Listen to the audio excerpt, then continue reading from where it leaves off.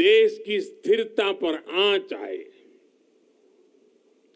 हमारे कदम भटकने से हम लक्ष्य से भी भटक जाएंगे। जिस परिश्रम से 140 करोड़ भारतीय देश को विकास के पथ पर लेकर आए हैं, वो कभी भी व्यर्थ नहीं होना चाहिए। हमें भविष्य को ध्यान में रखना है और अपने संकल्पों पर डटे रहना है। मेरे देशवासियों, देश के पहले गृह मंत्री होने के नाते सरदार पटेल देश की आंतरिक सुरक्षा को लेकर बहुत सख्त रहते थे। लोह पुरुष थे ना। पिछले 9 वर्षों से देश की आंतरिक सुरक्षा को कई मोर्चों से चुनौती मिलती रही है, लेकिन हमारे सुरक्षा बलों की दिन रात की मेहनत भी और उसकी वजह से देश के दुश्मन अपने मंसूबों में पहले की तरह कामयाब नहीं हो पा रहे हैं।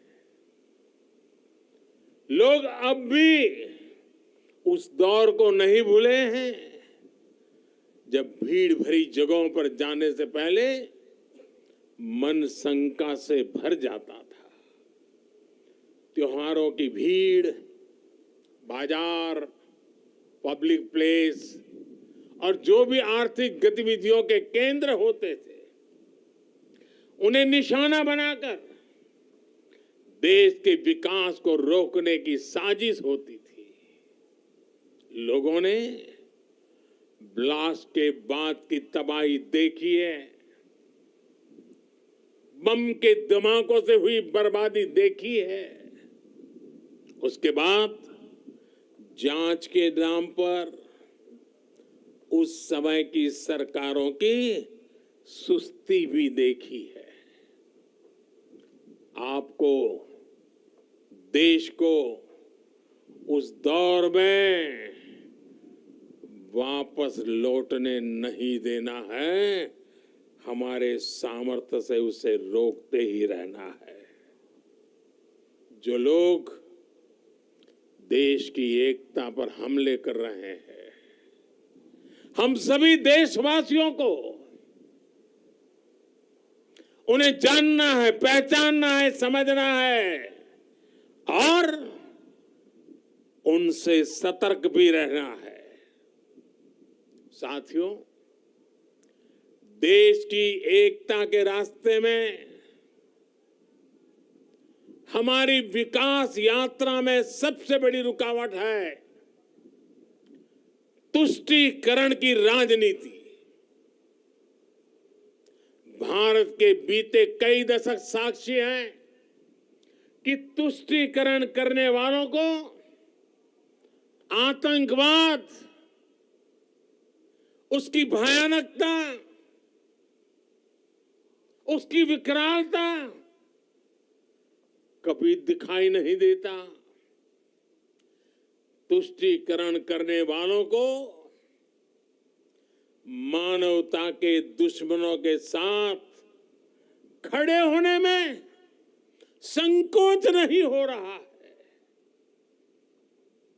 वो आतंकी गतिविधियों की जांच में कोताही करते हैं, वो देश विरोधी तत्वों पर सख्ती करने से बचते हैं। तुष्टीकरण की सोच इतनी खतरनाक है कि वो आतंकियों को बचाने के लिए अदालत तक पहुंच जाती है। ऐसी सोच से किसी समाज का भला नहीं हो सकता। इससे कभी देश का भी भला नहीं हो सकता। एकता को खतरे में डालने वाली ऐसी सोच से हर पल, हर समय देश के हर कोने में हर देशवासी को सावधान रहना ही है। मेरे प्यारे देशवासियों, अभी देश में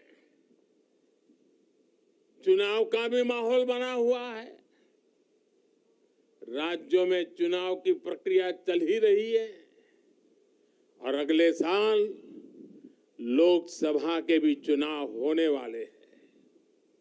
आपने देखा होगा कि देश में एक बहुत बड़ा पॉलिटिकल धड़ा ऐसा है जिसे सकारात्मक राजनीति का कोई तरीका नहीं दिख रहा।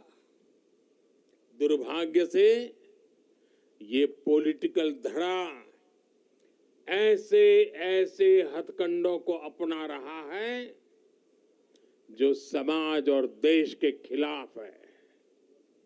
ये धड़ा अपने स्वार्थ के लिए देश की एकता अगर टूटती भी है तो उनके लिए उनका स्वार्थ सर्वोपरि है। इसलिए इन चुनौतियों के बीच आप मेरे देशवासी, जनता जनार्दन, आपकी भूमिका बहुत महत्वपूर्ण हो गई है। ये लोग देश की एकजुटता पर चोट करके अपना राजनीतिक हित साधना चाहते हैं। देश इनसे सतर्क रहेगा तभी विकास के अपने लक्ष्यों को प्राप्त कर पाएगा। हमें विकसित भारत का लक्ष्य हासिल करने के लिए देश की एकता बनाए रखने का प्रयास एक पल भी छोड़ना नहीं है, एक कदम भी पीछे रहना नहीं है। हमें निरंतर एकता के मंत्रों को जीना है। एकता को साकार करने के लिए हमें अपना निरंतर योगदान देना है।